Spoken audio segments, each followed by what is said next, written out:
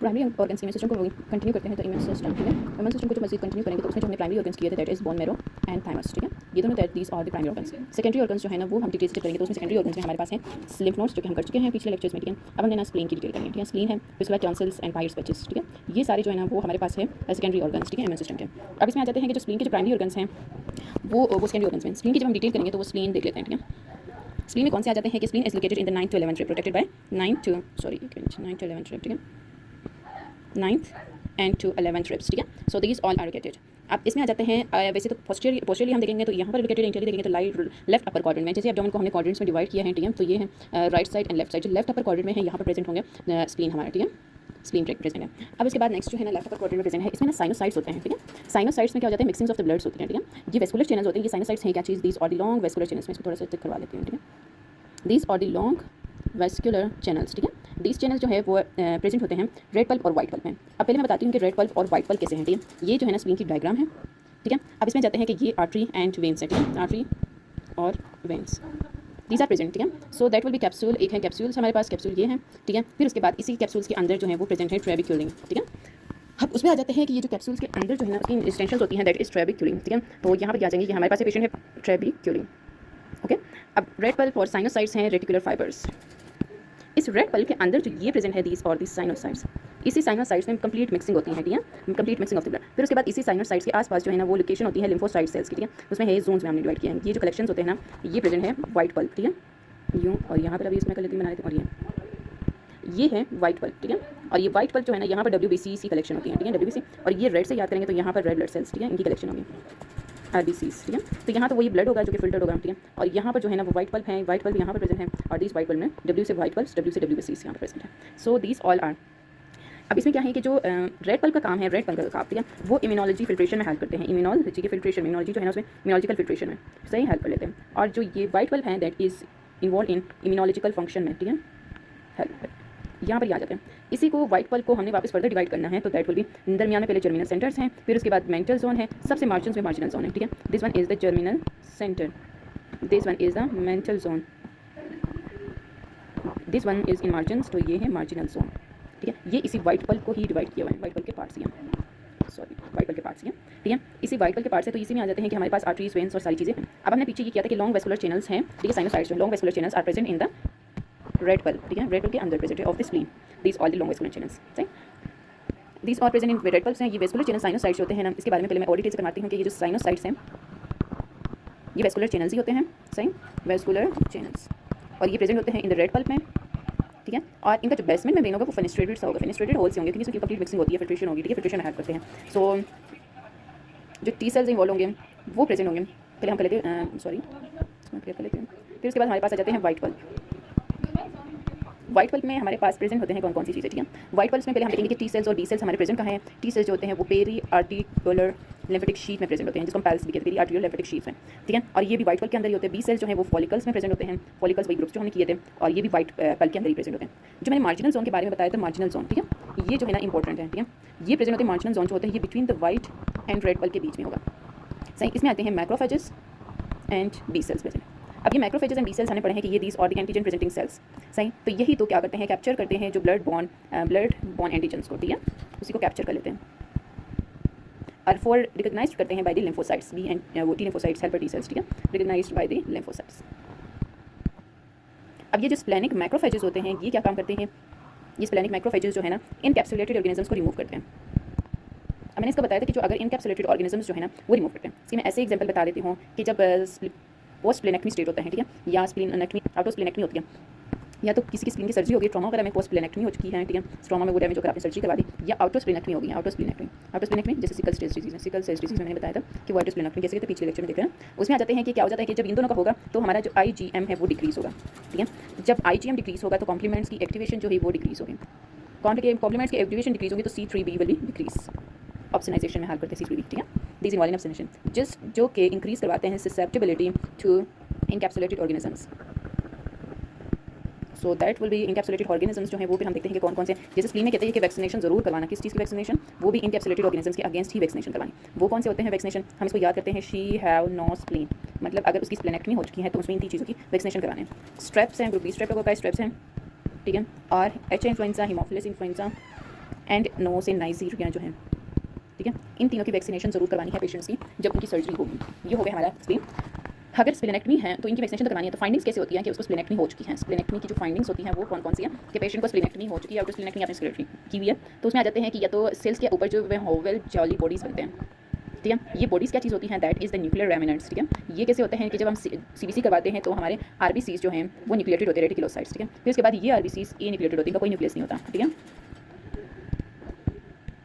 Mature हो जाएंगे। लेकिन ये न्यूक्लियस रिमूव करने में हेल्प करते हैं स्क्रीन, तो इसका रेमिनेंट्स जब दिए जाते हैं that will look like Howell Jolly bodies, ठीक है। सो दिस ऑल इसके अलावा टारगेट सेल्स की तरह नजर आते हैं। ये टारगेट सेल्स की तरह नजर आ रहे हैं ना, तो ये टारगेट सेल्स भी नजर आएंगे। इसके अलावा थ्रोम्बोसाइटोसिस होंगे, क्योंकि एक्स्ट्रा थ्रोम्बोसाइट्स हम रिमूव कर देंगे, लेकिन इसमें क्यों, क्योंकि इसकी जो थ्रोम्बोसाइट्स की ना उसकी सिक्वेस्ट्रेशन जो है, सिक्वेस्ट्रेशन और रिमूवल जो है वो खत्म हो गई है, लॉस हो चुकी है, ठीक है, कि मतलब इसकी सिक्वेस्ट्रेशन और रिमूवल्स नहीं हो रही है। और इसके अलावा जो है लिम्फोसाइटोसिस भी हो जाती है, सेम केस है, उसमें भी लॉस ऑफ सिक्वेस्ट्रेशन ही है।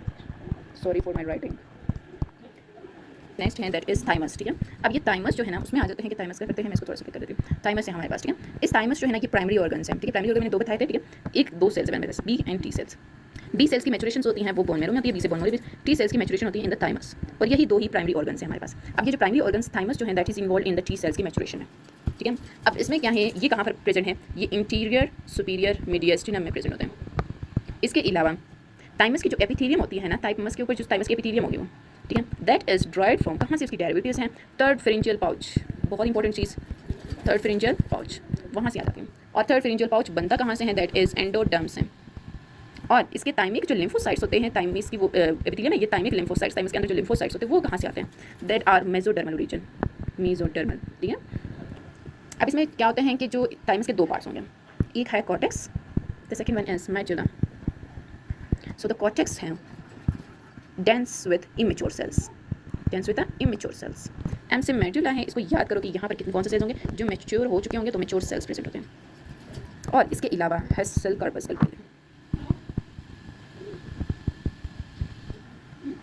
वैसे जो नॉर्मली जो होते हैं ना कि न्यूनेटल थाइमस जो होता है, न्यूनेटल थाइमस में that is normal neonatal thymus कौन से सेल शेप का होता है, सेल शेप थाइमस होता है, चेस्ट एक्सरे में नजर आएगा, ठीक है। बट दैट विल इनवोलेट जो खत्म हो जाएगा by the age of 3 years, तो 3 years के बच्चों के एक्सरे करवाएंगे तो उसमें नजर आएगा आपको, ठीक है।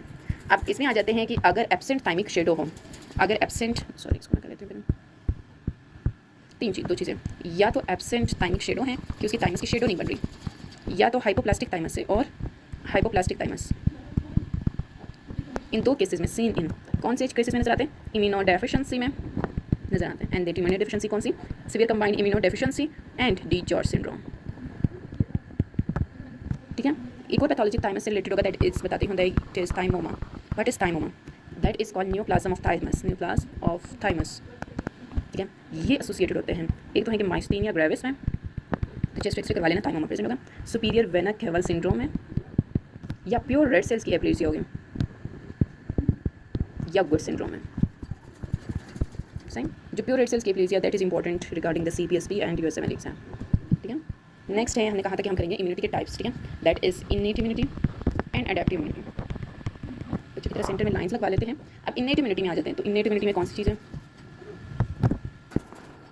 इनेट इम्यूनिटी में जो है ना उसका जो है ना थोड़ा सा रिस्पॉन्स होता है to the pathogen, that is non specific response होगा, ठीक है। और ये होगा अकर्स रैपिडली, बहुत जल्दी अपना रिस्पॉन्स शो करते हैं, मिनट्स टू हावर्स में, और इसमें कोई मेमोरी नहीं होती, मेमोरी नहीं होती, ठीक है। तो आप मतलब इसके ऑपोजिट एडेप्टिव इम्यूनिटी में क्या होगा, स्पेसिफिक रिस्पॉन्स है और थोड़ा सा डिले सा है, ठीक है, लॉन्ग पीरियड चाहिए, और इसमें मेमोरी सेल्स डेवलप हो जाते हैं, एंटीबॉडीज एक दफा इन्फेक्शन हो गया जैसे मीजल्स वगैरह का, ठीक है, इसमें क्या होता है, एडेप्टिव इम्यूनिटी डेवलप हो जाती है कि एक दफा बच्चे को खसरा हुआ तो फिर लाइफ टाइम इसकी इम्यूनिटी डेवलप होगी। इसके अलावा जो है रिस्पॉन्स टू प्रोटीन्स जो होते हैं वो कौन कौन से प्रोटीन रिलीज करते हैं, दैट इज लाइसोसाइम्स इसमें इन्वॉल्व होते हैं, ठीक है, इसको ब्रेक डाउन कर, या कॉम्प्लीमेंट्स जो है वो इन्वॉल्व होंगे, या सी रिएक्टिव प्रोटीन इन्वॉल्व होगा, डिफेंसिन्स इन्वॉल्व होंगे, या साइटोकाइन्स, ठीक है, these all are involve in innate immunity. But in adaptive immunity the most important thing is immunoglobulin, ठीक है। सेल्स कौन कौन से होंगे जो इनेट इम्यूनिटी के सेल्स होंगे वो कौन से हैं, इसमें सेल्स कौन कौन से हैं, न्यूट्रोफिल्स, इनेट इम्यूनिटी में हमारे जो वाइट सेल्स की वाइट ब्लड सेल्स होते हैं न्यूट्रोफिल्स, सॉरी न्यूट्रोफिल्स, और इसके अलावा कौन कौन से मैक्रोफेजेस वाइट ब्लड सेल्स में से, क्योंकि ये तो एंटीबॉडीज प्रोड्यूस ही नहीं करते हैं, मोनोसाइट्स, ठीक है, टिश्यूज में प्रेजेंट तो मैक्रोफेजेस ब्लड मोनोसाइट्स, इसी तरह डेंड्राइटिक सेल्स, ये एंटीजन प्रेजेंटिंग सेल्स भी होते हैं, नेचुरल किलर सेल्स, ये लिम्फाइड रीजन्स के होते हैं, ठीक है, लिम्फाइड रीजन इसका होता है।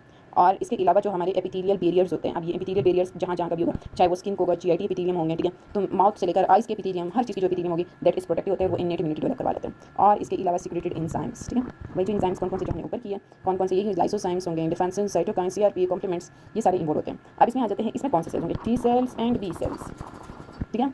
इसके अलावा circulating antibodies, not IgG, Ig सारी एंटीबॉडीज़, ठीक है, सॉरी, ठीक है। अब इसमें आ जाते हैं कि एडेप्टिव इम्यूनिटी अपने पैथोजन को रिकॉग्नाइज कैसे करते हैं, तो हम पहले वो कर लेते हैं।